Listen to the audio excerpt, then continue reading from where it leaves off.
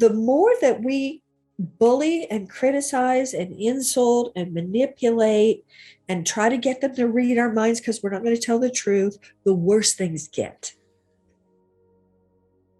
And if we could come from an incredibly clear and loving space, and that's what I said about you right before you put me on here, the clarity, that clean, sparkling, happy, confident, calm light. Every single person has it inside of him or her. And we're being taught to divert our attention to negative things that disempower us. There's no negative thing about a cat. In today's busy world, how can we find the inspiration, knowledge, and energy to live a healthy and empowered life? If we balance and harmonize our mind, exercise our body, live according to the laws of nature, and connect to spirit, can we find a way to heal, become our authentic self, and live our purpose with love? I am your hostess, Amy Fournier, and welcome back to Awakening Aphrodite. Welcome back, my friend, to Awakening Aphrodite with Amy Fournier. I'm thrilled to have you here with me today. Today's guest is, wow, epic.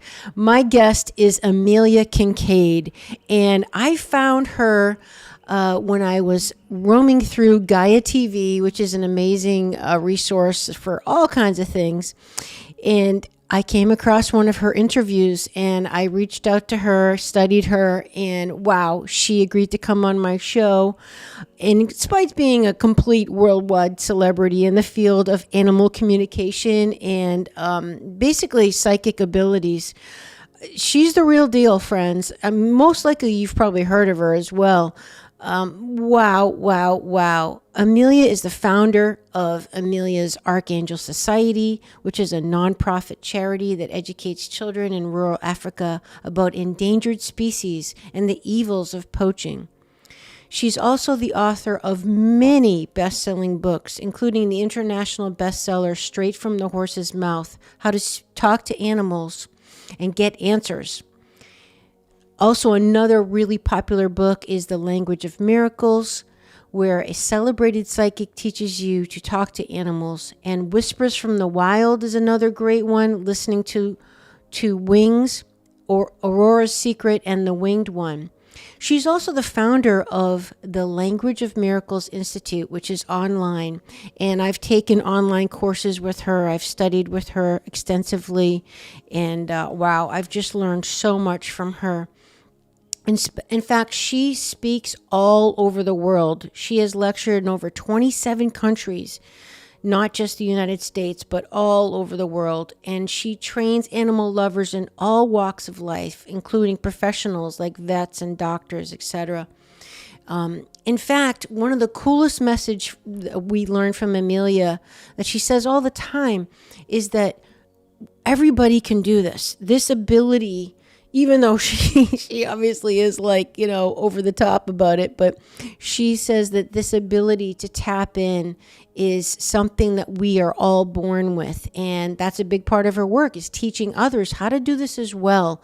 Because she, like me, and probably like you, if you're listening to the show and follow me, most likely you've got a real strong heart mission. There's something here that you feel a need to contribute and to help make the world, in your view, better.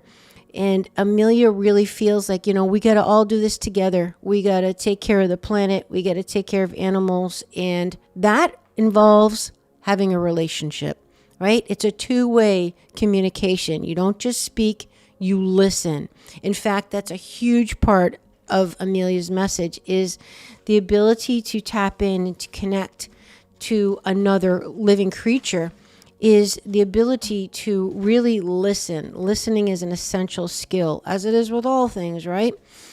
And other things we talk about include the true source of joy, how we've learned to override our instincts in modern culture, what exactly is Christ consciousness, the importance of sisterhood, the importance of getting in sync with nature's cycles, as well as listening in order to receive.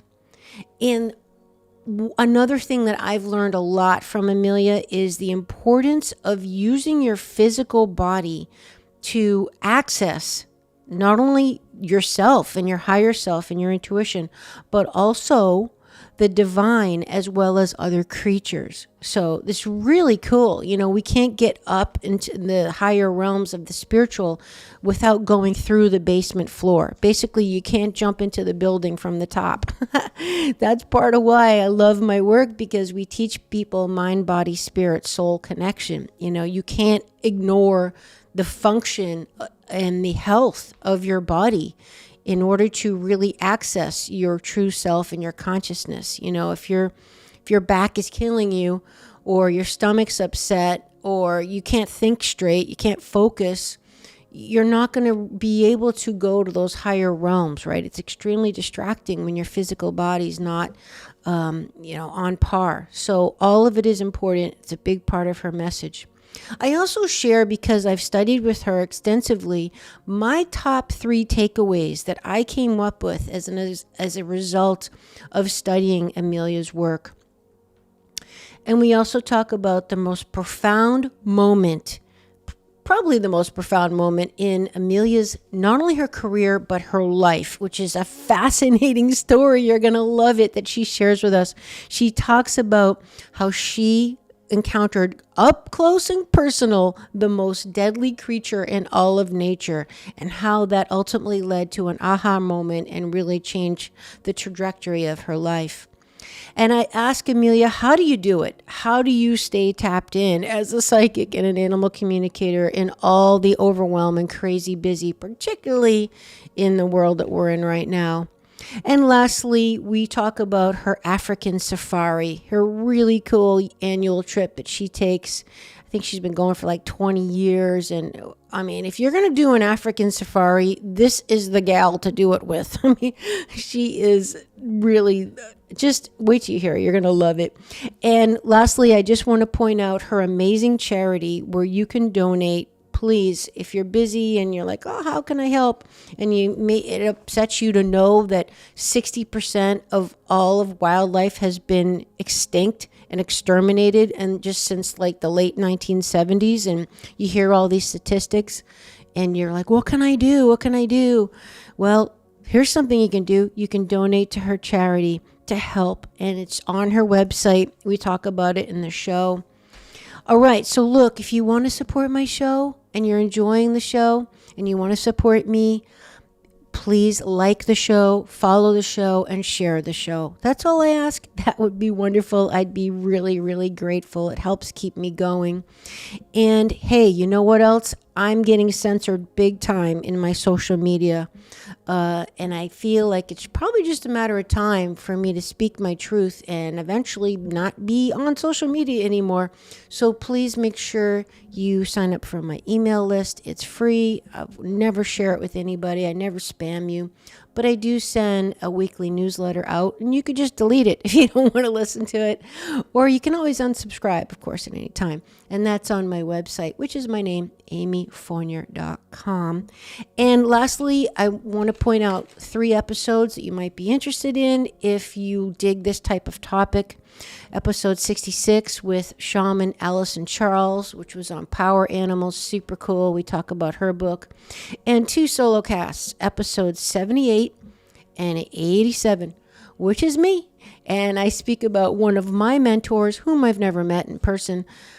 He is now passed away, but Ted Andrews and his incredible work as an animal communicator and his work on Animal Speak. So that's episode 66. 78 and 87 are 3 other ones you're going to want to check out. And I promise you, my friend, you're going to hear a lot more about animal communication and remote viewing and tapping into the psyche and the divine and supporting the world and the planet that we all love so much. So enjoy this episode. And now let's join Amelia Kinkade. And welcome back to Awakening Aphrodite with Amy Fournier. Today, my guest is truly an honor and a pleasure and pretty much a dream come true for me to have Amelia Kinkade on my show. Amelia, welcome so much to Awakening Aphrodite. What a pleasure. It's just, it is also a dream come true for me to get these messages out at a time where they were never needed more than they are right now. Indeed. Tell us, what is the main message on your heart at this very moment, my friend? What is the main message that you want to make sure before this show is over that you get out? It's that there is nothing to purchase, there's nothing to buy, there's nothing to change.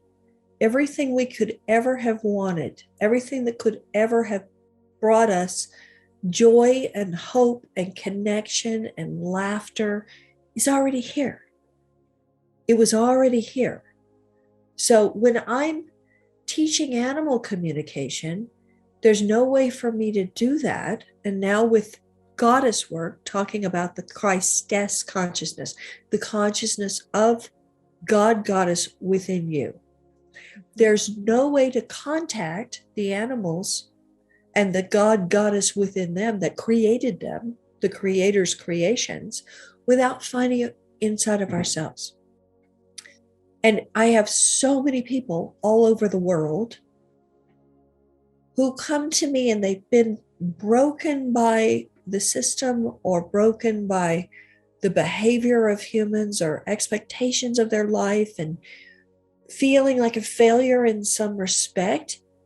And the one open window, that one window where some light can come streaming through, is through their dog, their cat, their horse, their animals. And that pure love that was already available, because the Garden of Eden was here before the people were here. That's even in the Bible. The animals were created first. And they're closer to God, goddess. They are perfect in every way. And the harmonies that exist between the animals and the plants and the water, the animals in the air, everything on this planet is in a kind of divine harmony. The humans have gotten contaminated in a way, so that they're looking at the wrong things to bring them a sense of security. I've got elephants in Africa that are coming to me every time I try to sleep at night. I went 19 consecutive years in a row. This family of 5 elephants waits around my tent before my plane lands, before I know where I'm going. I can fly in early at any random time. I can go to some other park, and these 5 elephants are waiting around that chalet. One time, the last time I went, I got the key and I walked a half a mile to get to the end of the safari park. They put me in the very, very end, which is where they keep the team leaders. And the 5 elephants were waiting there. You can't buy love. It's not for sale. And the only thing that's going to bring us real nourishment and pleasure and joy and enrichment is this connection to beauty and to the animals and the planet herself, and helping other people. So our only real security is in service. And it's in appreciation and gratitude of what was already here. The deeper we delve into that connection and start realizing that, scientists say we use 4% of our brains. Albert Einstein might have used 10% of his brain. When they weighed his brain, when he had an autopsy, it actually weighed more than anyone else's, because the neural nets, these trees of light in our brains, not only could communicate with both hemispheres, which is Einstein's definition of a genius, but also they continue to grow. So they had doubled back on themselves in his brain. He was curious. He wasn't judgmental, and he didn't have a big ego. He came in humble. He was always a student. Mm-hmm. And like a child almost. You see him giggling when he discovers things. But if we only use 4% of our brains and 96% is lying dormant, the other group of scientists call it junk DNA, we're learning that we're capable of a lot more magic than we ever thought possible. And communicating with animals, learning how to see their thoughts, feel their feelings, discover are they in pain, is an endless journey that brings nothing but joy. And then being able to help the person, because 9 out of 10 times the problem is never the animal. It's the way the person's behaving. Their behaviors affecting their cat. The behaviors affecting their dog. The dog is looking at the woman thinking, oh, well, she's nervous, she's scared, she's visualizing me being aggressive and attacking that other dog. So she must want me to do it because that's what she's thinking about. So I'll just act on that. And when the people start taking more responsibility for their thought and their emotion, this is the whole stories of why the horse freezes at the jump. I work with a lot of show horses around the world, Olympic show horses, the Queen's horses in Buckingham Palace, a lot of horses. They're going to feel the feelings of the person and pick up on the thoughts of the person. And the show horse will tell me, well, I freeze at the jump because she's scared. I don't want to scare her. So I stop. And I don't train horses. I train riders. Visualize what you do want. Visualize the perfect jump, the perfect landing. Generate the energy of this. Now, the jockey that I work with, Luciana Denise, won the world championship in Vienna and Rome with these two horses that I was working with. But what we're really talking about here is how to train your brain. Yes. You have to visualize what you do want. Have your emotion match what you do want. Have your words match what you do want. With my own cat, if I said this, and I called it the psychic sandwich. My first book was called Straight from the Horse's Mouth. I call it the psychic sandwich. The first command is what you do want. This is your yard. You're the king of this yard. You'll sit here under your rose bush in the grass, and you're completely and totally safe. But the middle of the sandwich, the filling, is the negative thing. You take one step into that street and a car comes by too fast, you'll be lucky if you die. And you said it with all the negativity, and this is why. So we're giving information. This is why you can't do that. I'm not going to turn to an animal and say, no, don't do that. I say, this is why that doesn't work. Okay. And this is what will work. So we're going to focus on the solution, not the problem. And then we end it with another positive. But you stay in this space.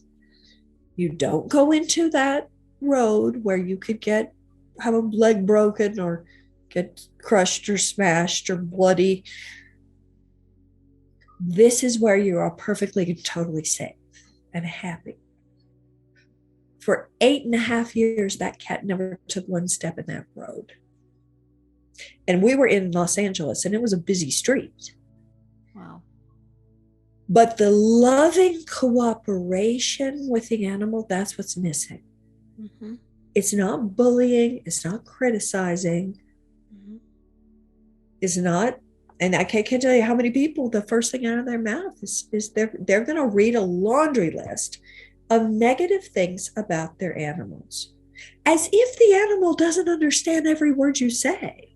And feeling of course behind they it. Mm-hmm. The feelings. Mm-hmm. Yeah.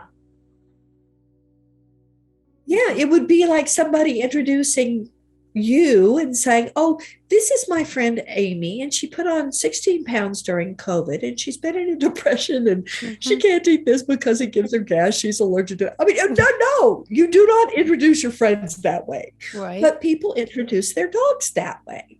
Really? They'll say, the first thing they start with is the age. Well, she's 12 years old. That's a rude way to introduce somebody. And to look at what is wonderful about them, what you love about them. Constantly praising.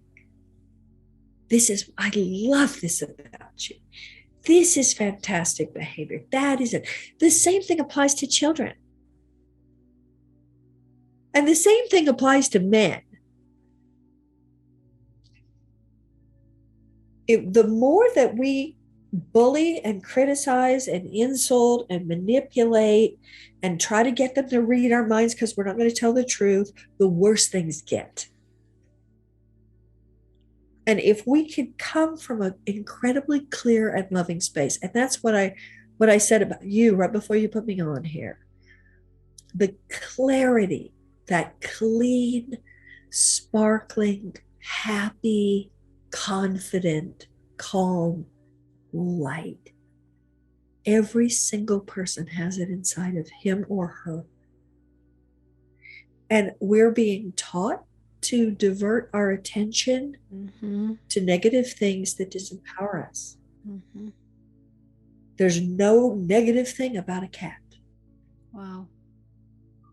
So powerful what you just said. I mean, if people really just stop and ponder what you just said, because, you know, the word animal comes from anima, which is soul. And in ancient cultures believed all animals had souls. I mean, it was just a given.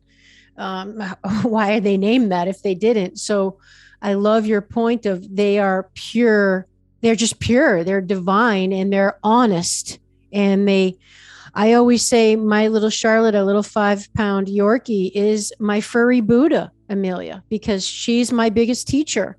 She teaches me when I'm working too much, when she's full and her tummy's full, she stops eating, even though there's a lot of food left. She doesn't keep eating emotionally, or she's tired. She goes to sleep sometimes at 7 p.m., even though it's not quote unquote bedtime. She's my best teacher, and all animals are just so honest and pure and tapped in, and they truly are our teachers. And I know that's a big part of your work. It's a huge part. It's the vast majority of it. And when you realize they're mirroring back to you your energy. Yeah. So alpha means calm, confident, and in charge. The animals are going to act out the parts of yourself that you've put in shadow. So let's say someone has 5 different animals. Those 5 animals each take a part of her personality, and they're reflecting back to her pieces of her. Wow. And the people that come to me that are angry about the animal's behavior, they want to change him. He's doing something that really upsets her. She's talking about herself. Because there might be a different person who has an animal doing exactly the same thing and say, oh, isn't it cute? My little chihuahua thinks he's a rhinoceros. He'll attack anything. He's so loud. And so that's a different thing. So she's able to embrace that part of herself. When they're acting something out, it's a part of your psyche that you don't want to look at. Wow. If you think it's a problem. I'll never forget this. I've taught in 27 countries in the last 19 years, pre-COVID, gone to Africa every single one of those 19 years to lead safaris and do my charity work for Arcangel. And when I was teaching in Switzerland, one of the ways that I really, really learned this lesson was that 2 of the girls started out as students, and then they put a seminar on for me. And it was in a farmhouse in in the countryside in Switzerland. It was one of the most beautiful workshops I've ever taught in my life. Students flew in early from all over the world and slept in the hay the night before. Whoa. And they had a guinea pig who had been born with some mental problems. She didn't get enough oxygen when she was being in the birth canal. So Trudy was spastic, and if you put her down in her enclosure, she'd run backwards in circles. Aww. And then she'd tumble over and fall down. Aww. But there was something about this particular animal. There was no way to be around her without being happy. Oh. It would make everybody laugh. Now, most of my clients and most of my students would come to me and say, fix my guinea pig. There's something wrong with it. They said, we love her the way she is. Aww. We love that she spins in circles and falls down. We love that she lies on her back and tosses her legs in the air and makes everybody laugh. So it was, these two women showed me how different a person's perspective is about an animal.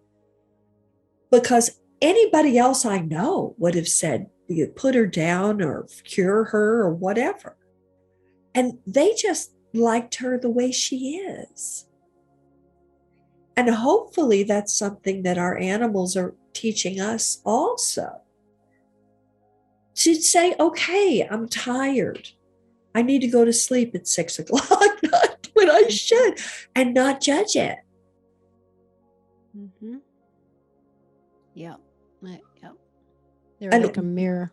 They're a mirror. They're a mirror. And women are combating 100 different ways we're being judged so that we are being taunted and compelled by things. And particularly from ourselves. Self-judgment. Yeah. It's the most brutal. Well, I'll tell you, like I said in the intro, I have just been amazed by the significance and value and depth of your teachings. And one of the things that I've learned from you in one of your latest online courses, and I know we're going to talk about all your offerings at the end, but I made some notes briefly for people. There's 3 key parts to your teachings, Amelia, that I've learned so far from you that I feel really stand out the most. And you just mentioned, actually, I think all 3 of them maybe. First of all, I'll just say, because I want to make sure it gets said, that what I've also learned from you is everyone loves animals, right? Or at least thinks they do. They want to be kind and loving to animals and nature. But what we learn from you is that it's so much bigger than just about animal communication. What you really teach people is connection with their soul, connection with the divine, which is what animals and nature is. It's an expression of that. And you teach people, therefore, how to connect with their soul and the divine, which enables them to communicate and connect with animals. So your work is not, you're just much more than an animal communicator. Like, that's just maybe the direct outlet of it. But to me, what you teach is much more comprehensive than that. So let me just get that said. But the 3, yes, indeed, which is nothing more important than that right now. That's for sure. But the 3 key things that I think that your work boils down to so far that I've learned is from you as your student is, number 1, the utmost importance of projecting, as you mentioned, that 100% unconditional love, acceptance of the creature, even the unwanted behavior. That is always pervasive in all of your online teachings, that 100% projecting that acceptance and love, like, that divine mother energy to the creature, even the unwanted stuff. And then you can work on the behavior later, but initially accepting it. The second thing that I feel like your work always teaches is respect. Like you said, the alpha is not the dominant, the aggressive one, like, just do it because I said so and don't ask questions, type attitude, that aggressive behavior. It's more always respecting the animal. And you've taught us as your students in connecting with animals to ask them questions. You're not always telling them. You're not their superior and teaching them, this is what's good for you. And don't go, like you said, don't go in the street because you might get hit. It's more like, how are you feeling today? What are you needing? What's your favorite toy?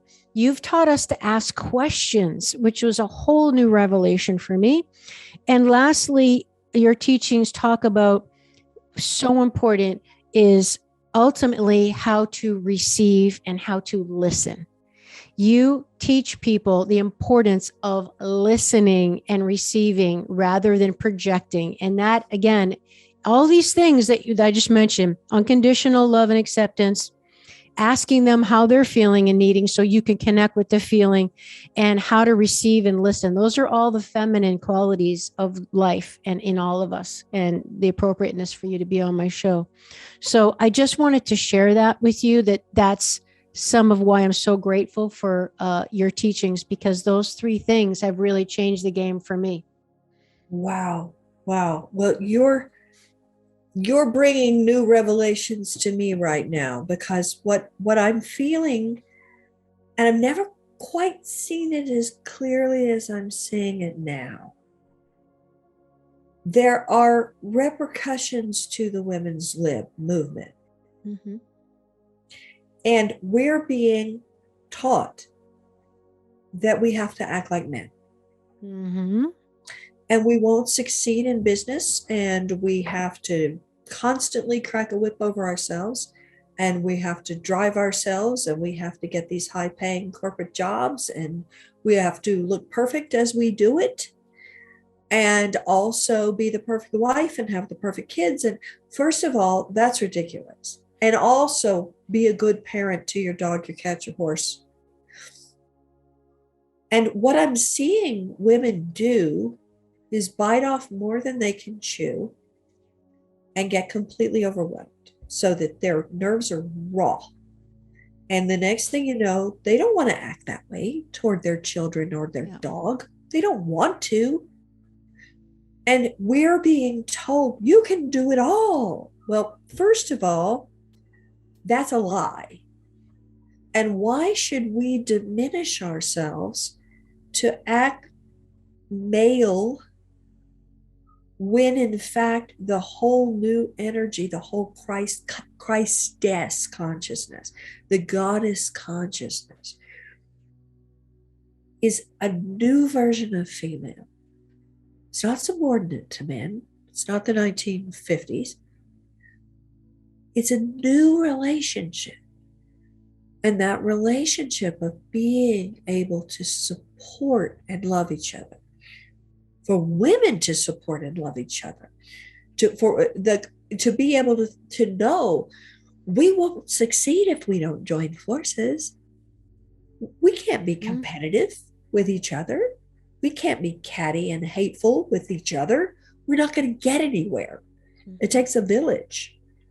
You might need 10 women coming together to form the vision of what you want from your life. But this connection to nature, and the female energy is cyclical. It's breathing. So energy goes out into the world and energy retreats. This is what your breath is doing. It's cycling. And if we don't allow those cycles, that's when, if your animal is already taking a nap and encouraging you to take a nap, maybe you're going to have a dream or a vision or something magical happen in your meditation, and your third eye opens, and that might be the moment that you hear that animal speak inside your brain for the first time in your life. That's the activation. That's moving into the other 96% of our being that we don't use. So maybe I use 5% instead of 4%. And that enables you to be telepathic. You can see pictures, you can hear words, you see movie clips, what upset this animal, what's going on inside of her body, what kind of illness is this? And then it branches off and it goes into all these different patterns, these beautiful patterns. So the animal who passed away can show me who greeted you when you went to heaven. Oh, her father greeted you. And when did he die? He died a year ago. And what was his name? Oh, his name was Roger. And where did he live? Oh, his people were from Italy. And then all of a sudden, this entire vision of her ancestors, their patterns, their problems, how she's inherited those problems, how she's acting out those patterns with her animals and the people in her life, and what parts of her need to adjust in order to heal them. Most of it, if not all of it, isn't ours. It wasn't your problem to begin with. And I think you might have been, you were the one recently in one of our webinars. I said something about, this is the way your mother treated you. Oh, that was me. It was you. That was me.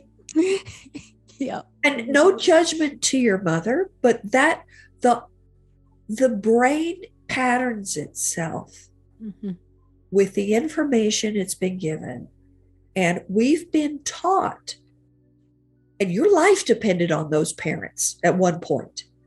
You were taught, if I don't play by their rules, if I don't play the game, which means I'm not allowed to say, but mommy, the cat said this, or grandmother died, but she appeared in my room last night, or you better be careful on the road because I have a vision of a car crash that could happen this afternoon. Now, every child is born with it. Every little girl is born with it. It's part of the hardware that's in our DNA. It's in our bodies. We were taught to shut it down. And the parents may have been trying to protect you. Might not have been a negative thing. You better not go to school and talk about that. You're going to get beat up. And as an adult, you could end up in an insane asylum. They're going to think you're crazy. I feel, I don't know why, I just have to tell you this story. I woke up this morning and I thought, you really want me to tell that story, God? And I was like, yes, tell that story. I have a friend in London. So I've gone to Paris Fashion Week twice. And when I go with one of the top shoe designers in the world. His wife and I are friends. And she came to me, and this isn't about animals, but it's about intuition, and it's all the same. The intuition is also, is the stock market going to crash? Is my plumbing safe? Is it safe to drink that water? Should I get on that airplane? What's going to happen if I try to go to Europe this summer? It's constant that half of your brain, your heart, your soul, your body has to listen. Yes. Not just send things out and bully. This is the way I want it. This is the way it should be. That I'm entitled to this. We're being taught that. Boy, American women are having that shoved down their throats. You're entitled to this success. You shouldn't have to work for it. You're entitled to it. Well, you're not. You're not. You're going to have to work for it. Sorry, that's the way it is. And you're going to have to work for this too, to find the clarity, the peace, the power, the love, the joy, the calm, the depths of spirit, which in you is your ability to get online, your ability to receive email. That's step one. Now, for me, I can be receiving email from gorillas or a tiger in Thailand or a great white shark or a penguin or a giraffes or any sort of animal that's in trouble. And I get those SOS signals before I check the email. And then I'll check the email the next day and it'll be, oh, will you come help me with my great white sharks? I've got a problem with my tiger. He attacked me and I'm going to put him down. Those stories, that's my job is as a troubleshooter. I've completely lost my train. Oh, I know what I was going to say. So this extends itself to everything, to knowing what's going on inside your body, as a medical intuitive, if you don't know what's happening with you, you're not going to know what's happening with your horse. Yeah. Yes. You've got to learn how to use your body as an instrument. So you do send out energy and into the world, and we do go out with our analytical mind and our ego, but then we receive. So it's breathing, and we have to get inside of the portal of love and joy and hope, the heart chakra, and sit with it. With women, I'm working with the belly, working with the belly. And in martial arts, the Shaolin monks, the Tibetan monks, the center of gravity is between your navel and your tailbone. The Dantian. That's right. It's deep. And now with all the craziness in the world, we've got to get connected to the earth. Yep. A deeper place in our bodies where we feel more secure with the light coming up from the center of the planet. So this particular girl came to me. She's very psychic, and most of the people on the British Isles are. They live with ghosts on a daily basis. So, I mean, even your most skeptical bloke, the taxi driver, he'll say, oh, the ghost turned on the faucet early in the morning in the TV, and I had to go. I mean, they all do that. They're living in haunted places, and it happens a lot in Europe. Woo. But she had something in her kitchen that was talking to her out loud. And she was panicking because she said, there's a ghost in the kitchen. It's making loud noises, like banging. And she'd go into the kitchen and she'd hear a word or some sort of a sound, and it would absolutely terrify her. So I tuned into this being in her kitchen, and it was her mother. And her beloved mother had passed a year before. And I said to her, you're afraid of your own spirit guides. It's your mother. Your mother's trying to talk to you. She has a message for you, and you refuse to listen. Go into the kitchen and listen to what she's saying. The woman was open to what I had to say, but there was still so much fear that there was resistance there. She called within a couple of weeks and said that her nephew just committed suicide. Oh, no. That's probably what the mother was trying to tell her. That's right. Wow. That's right. And one of the things I teach, and we're going to continue to talk about this more. Wow. I believe, and I know for a fact, humans are afraid of all the wrong things. True. They're afraid of all the wrong things. It's like the Wizard of Oz, the person behind the curtain it's all smoke and mirrors. It's all a distraction. What you really should be afraid of is over there. Exactly. The wrong curtain. And had she gotten through that, we have to discern. Discernment is one of the toughest things. Yes. Discipline is a word I am using a lot now. Mm-hmm. We're learning our spiritual balance point, this still point inside yourself where there's no thought, there's no emotion. There's only this open sea, this ball of light of love. You're a star shining in space. You beam that starlight out to one of the animals. Connect your heart to his heart. And quantum information travels back and forth on that bridge of light. The fear also is often something that we should not be overriding. And we as women are taught to override it. And when I'm saying women are being taught to act like men, what I mean is we're taught, be brave. Don't have emotions. You're afraid to walk down that alley. Bully yourself. Make yourself walk down that dark alley. There's a book called The Gift of Fear, and it was written by a man named Gavin de Becker. And I believe he protected at least 2 presidents. It's a fascinating book. And he talks about he's had dozens, if not hundreds, of cases of women who have come to him because he teaches. He's a private protector, Self-defense expert. Exactly. It's like Tim Kennedy. Yeah. And he talks about your most important tool is your intuition, that gut instinct of don't walk down that alley or that guy is following you on the dark street. And every single woman Listen who to got raped knew she was going to get raped. Exactly. It's or you know, like that creep in the elevator and you felt bad getting out and you should have listened to your intuition and gotten the hell off on the next floor. That's you know, right. like, yeah. There's so many stories of women like that after the fact. One of the things that we've been taught our whole lives is, oh, give them a chance. And others come first. Like be more concerned with someone else's feelings. Like, again, you don't want to offend someone that, God forbid, you might think they're a little creepy. You feel uncomfortable. So you stay there despite your intuition telling you get out of that situation. Exactly. And I've done that before. I've actually done that in taxis before. Like, you know, especially I'm not a big fan of Uber.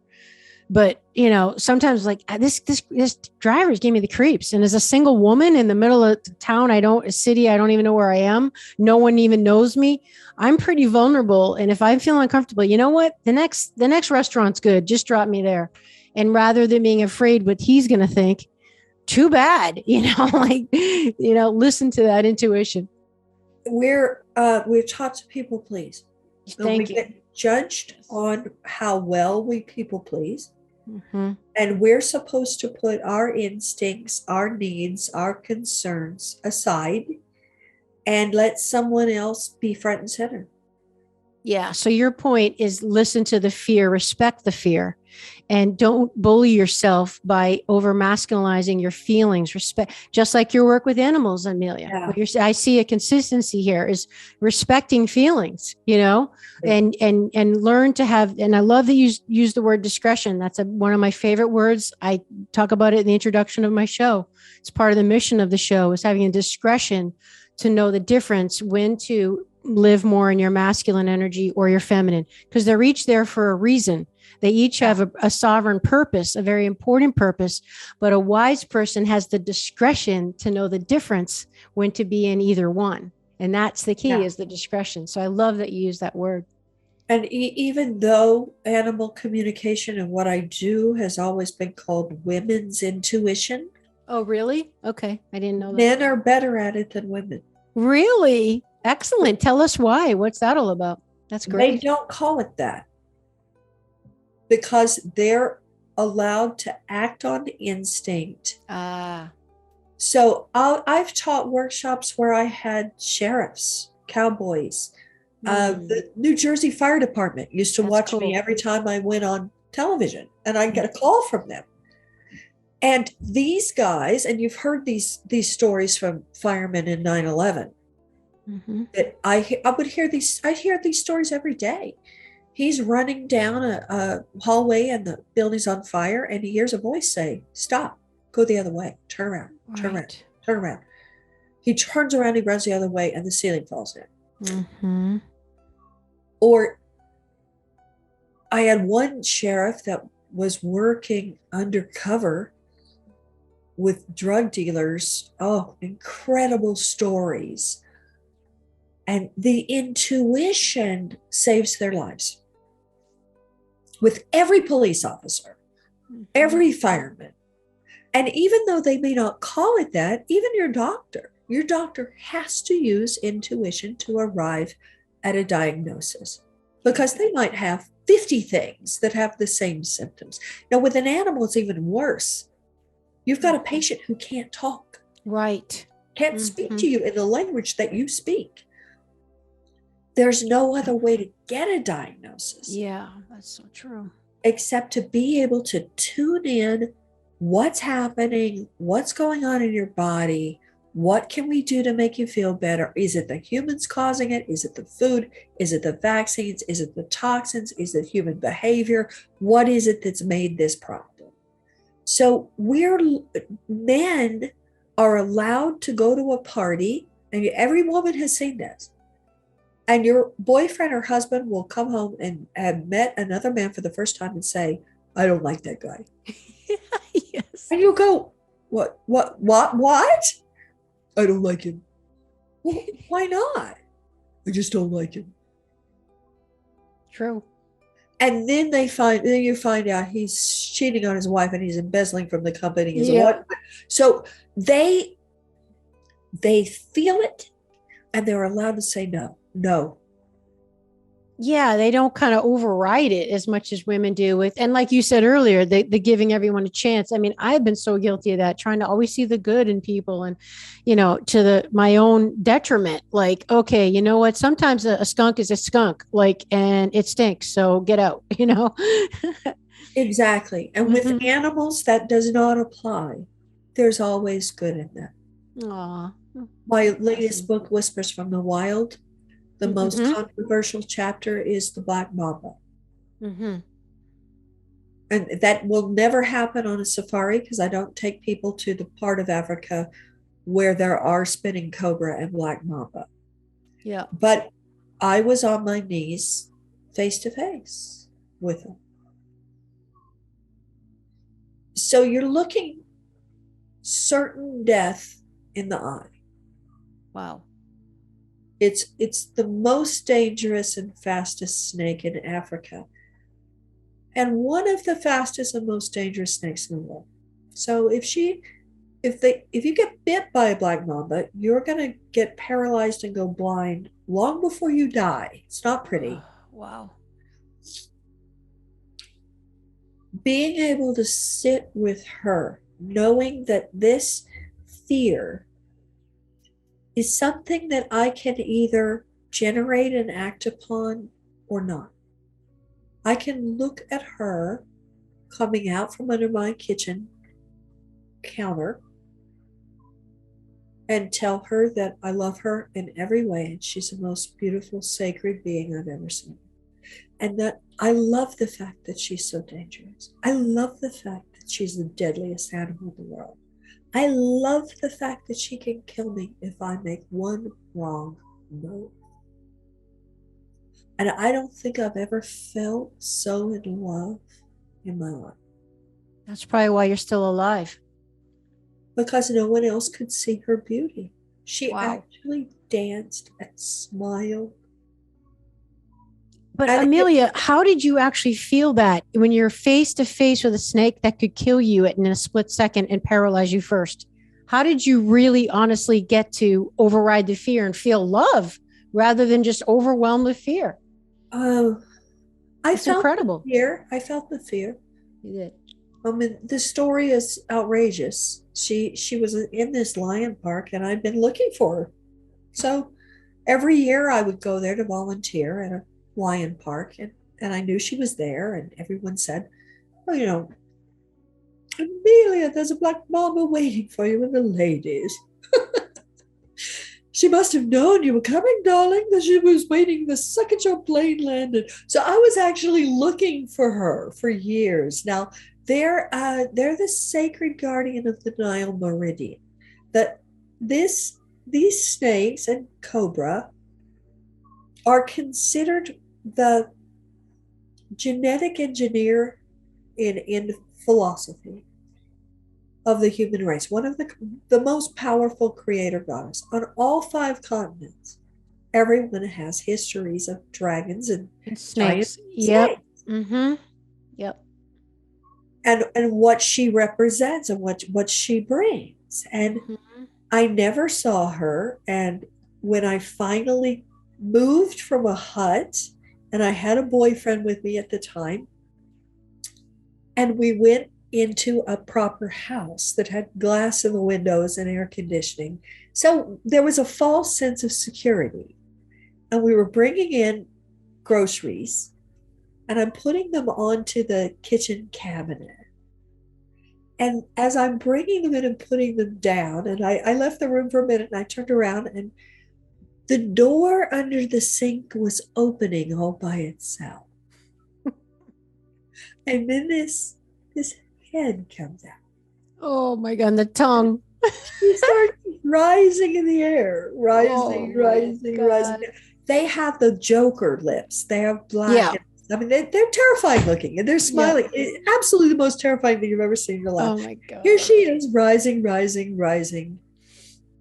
So I did something very rude. And I said, I'm going to ask you to leave. Oh. So I crossed the room. Already if she had wanted me, I would have been done already.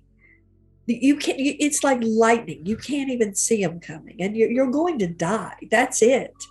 And I opened the door and I did use some of my training and ability and I visualized her dropping to the ground and exiting out the door. So she took my command perfectly and she drops to the ground and she's making these S curves and the body keeps coming and it keeps coming and it keeps coming and she's on her way out the door. This is where my old automatic behavior kicked in. So this is the conditioning that we all have. I foolishly called for the boyfriend. Uh-oh. Like, oh, I did a damsel in distress moment. He came into the room, saw her. Her tail was the only thing that was still in the room. He picked up a doormat and smacked her in the butt with it. Granted, this is a man I should not have been with. God did not want me with him. She flies in the air and torques midair, flies across the room and comes like 360 inches of his face. She's this close to his face. She's midair. She went right at him. Oh my God. Oh my God. She didn't bite him. She drops to the floor. And that I'll never forget that sound. That was the most harrowing, hair-raising sound. It was like a dead body. It was like pounds of meat just went boom onto the floor. And she disappeared again back under the counter. Oh my God. And so now she's under the sink again. And I turned to him and I said, I'll handle this. Yeah. You're done. You leave. Yeah. I'll handle this. And that's where I decided I forgot my manners. I forgot who I was. And I got on my knees on the other side of that door. And I said, I am so sorry. I was so rude. It's your territory. It's your home. I'm a guest in your home. I have the honor of having you make an appearance to me, to have a meeting with me. And I ask you to leave. And that's where it was one of those stories that you hear when people have a near-death, out-of-body experience. It all changed for you after that. Bro, I could see the particles of light in the air. I could see the dust, the sunshine streaming in. Time and space completely disappeared. And I went into prayer and I said, please just come out and let me see you. Please let me see you. And she came out again right in front of me like a dancing cobra. And we took a meeting and I said, you are God's perfection in the form of a snake. You are the most deadly female on the planet. And I love you. I love you. I love the fact that you can protect yourself. I love the fact, but being dangerous is just one little tiny piece of who she is. Mm-hmm. And that's all the humans see. It's ugly. It's dangerous. Kill it. And I said, if the humans catch you, they will kill you. So when you're ready and you want to go, keep going. I don't want to trip over you on the porch at night. Don't let them see you. Just keep going. And it was one of the most transcendent and magical moments in my life. And I heard after that, later in the year, she died. Oh. But she died having been loved and trusted by a human being. And respected and seen for her magnificence. And I'm not encouraging anybody else to do that with snakes. Yeah. But if you understand that your horse will feel everything you feel, see your thoughts, feel your energy, completely and totally heal you if you let him or her.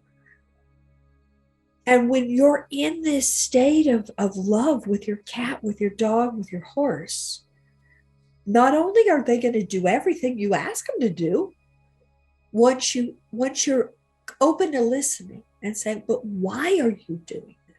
What's the message for me? Yes. Now it's not a one-way relationship anymore. I'm not running around telling other beings what to do. I'm not better than they are. There's no hierarchy. What makes us think that we have the right to do that? Your animal has every right to do whatever they want, and they can teach you. And then once you learn, this is who this person is. It's a cat person, but it's still a person.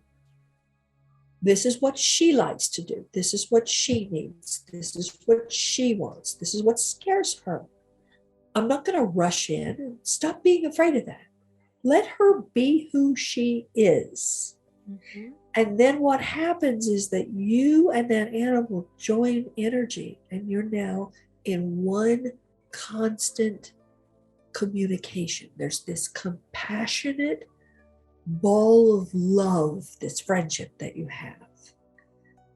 And that's also what I hear from the policemen who say the police dog jumped the criminal before the cop even had a second to pull his gun. And then they find out that the criminal's high and he's got guns all over him, and that the dog did it. There's got to be that trust. If you don't care about who they are and what they want, there's no trust. You're just some asshole bully. Mm-hmm. Why should they even want to live with you?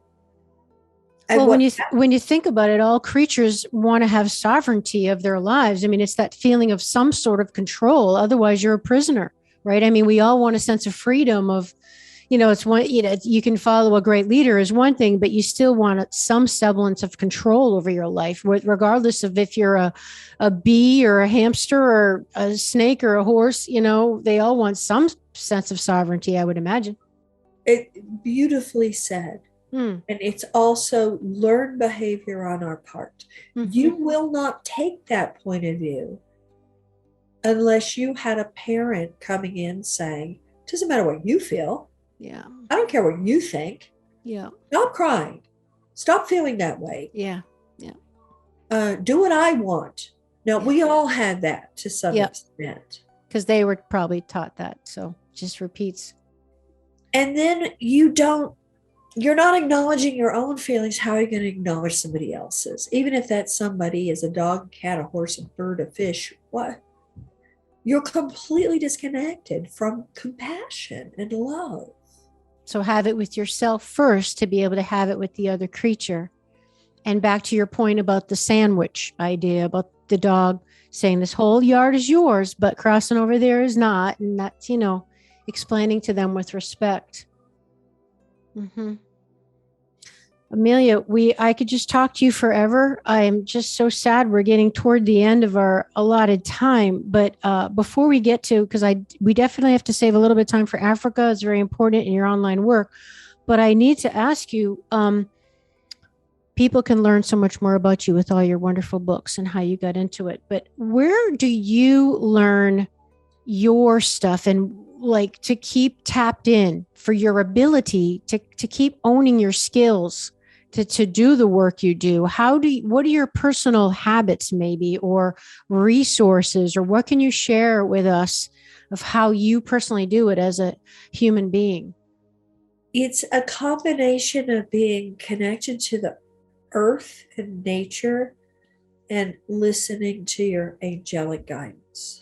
So what do you actually do every day? Like, do you say you ground and meditate outside 10 minutes a day and then read spiritual things at night? Like, what do you actually do? Yeah, if you possibly can. Mm-hmm. You can meditate, you can read, you can pray, you can do your animal readings once you start learning this new practice. Outside, I do a lot of walking meditations. Me too. So I go out in nature. I turn the radar on, so I'm listening to the divine, and I'm walking. And just acknowledging the beauty in everything. God, So that's exactly what I do. Yep. the spiritual evolution that we're wanting, it's not about leaving this earth. It's not that you're going to be happy in heaven. It's not that we'll go into the 5-dimensional unconditional love. We'll leave the planet. We have to die to get there. That's not what we're here for. We're here to bring it to earth. And that's being able to go for a walk and acknowledge every hummingbird, every deer, last night I came home, there was a deer waiting for me on my front doorstep. A wild deer. Cool. That's awesome. And that's here in America. To say nothing of how the lions come to my truck in Africa, and the leopards bring me their babies, and the gorilla bring me their babies, and the giraffes bring you their babies to take pictures of them. You said they do. They do. Mm-hmm. But we're coming from a completely different place, that we don't want anything from them. So part of it, to answer your question, is about how do you nourish yourself? How do you nourish your own body? I was a professional jazz dancer. And your own spirit. How do you nourish all of you? It's using music as fuel. Okay. Using dancing as a way to clear your energy, even if you're just going to jump up and wiggle. And it sounds like a silly thing, but it isn't. To put on the music that made you the happiest when you were in high school, or the crazy song that used to always make you want to jump up and dance, or the beautiful music at night that's going to calm you down and put you into a meditation. Dancing, learning what kind of food, what kind of vitamins, what kind of fluid, what does this body need in order to feel fantastic. Our goal is to wake up in the morning feeling good every day. And the end of the day too. Like you had a good day. Yep. Mm-hmm. Yeah. So it's self-care. Mm-hmm. It's learning how to not give all your energy away to other people that are going to drain you. Mm-hmm. You won't have anything left at the end of the day. You'll make excuses to not make time to sit quietly with your animal and listen to them. You don't want to give that animal an hour of meditative time when that's what you need in order for that animal to heal you. And then when that animal can heal you, they can heal themselves. They're usually sick because they can't help the person, because she's not listening. Oh, wow. That's incredible. Amelia, this is just so incredible. You've written over 6 or 7 books. I mentioned many of them in the introduction. I know you're going to tell people how they can find you. Reminding people the unconditional love is key, the act of listening and receiving information, having humility and respect with all creatures to ask the questions of what they're needing and feeling, developing trust, connecting with the divine, becoming a hollow bone is what the Native Americans call it, by emptying yourself in order to receive and not have your own biases and filters get in the way. This is all big part of the work that you do, and just so incredibly powerful and valuable. And as I mentioned in the beginning, tapping into the divine in us and all of life is really what you teach. And that is the ultimate power and joy and fulfillment, is the ability to do that. We all looking to go home and to feel that connection with the truth. And that is the truth. So it's just beautiful. We literally have minutes left. Can you share with us before the clock runs out here, your wonderful trip to Africa? Because we need to get some people on board in 2022 to get this thing going. Because I want to be there with you. I do too. I want you there. So my website is just my name. It's ameliakinkade.com, 2 Ks. And there also is the charity, which is called Arcangel, Arcangel. When you come on a safari with me, not only are we going to go into this sacred space, animals do more magical things than anyone has ever seen them do, because they're responding to this state of love and grace. Puku and kudu and warthogs and crocodiles and baboons and elephants and lions and leopards. I lead the safari in the only place in the world where the elephants walk through the lobby of the hotel. So every year they're going to walk through this particular 10-star hotel, I would freak this out. lodge. This is the family that has adopted me personally. Now I'm into their grandchildren and nephews because some of them have gotten poached. And the charity work that I do, and I'll take you with me, we go into the schools as an anti-poaching campaign. We dance as elephants, we draw elephants, we make up plays about poaching and protecting the animals, not caving into the poachers, enabling the women, empowering the girls, keeping them in school, teaching them they can get jobs on safari parks, that it's their only financial security in the future. We do it with lions in South Africa. The biggest tiger sanctuary, there's a whole other trip, is in Africa that I work with. Gorilla. But this safari is a combination, because I also incorporate the charity work. If people can't come on the charity and they still want to, a charity trip, and they want to contribute, you'll see that on my site, because every single penny counts right now. And then the webinars are ongoing, and people will still be able to jump in. I've got playbacks. They can learn how to communicate with their own animals. As you know, all the other women in the workshop can put up pictures of their animals and have the whole group all over the world read their animals. And as we've talked about before, it's a sense of community. There's a sense of having women that are like-minded with you. They're not going to think you're crazy. They're going to understand if you went into a deep, dark depression and cried for 6 months when your animal died. They're going to understand you. And having this safe sanctuary for us is the most sacred gift I can give to this planet. Mm-hmm. Yeah. And to teach the ability to help spread the training, the ability to other people. So there's more warriors out there, if you will, doing the work to, so the healing can begin, So I just think it's beautiful. Everybody, please check out the show notes and consider donating to this amazing charity that Amelia has started, Arcangels, that helps to protect animals in Africa and teach the children that they don't have to grow up to be poachers to feed their family to make money. There's other ways that they can make money in Africa in other professions, is what your work does. So it's so practically important. And $1 goes a long way in Africa. So even if you give $10, yes, like Amelia said, every penny counts. If everybody gave $5, yeah, that's thousands and thousands of dollars. I mean, what good that could do to save animals. Because, and I just want to close at this, because, this is about being part of the solution. It's one thing to say we're on the verge of the 7th mass extinction and all the animals are being extinct and the rainforest is being destroyed and global warming, but let's be part of the solution, everybody. And Amelia is being part of the solution. She put together this charity. She's doing the work.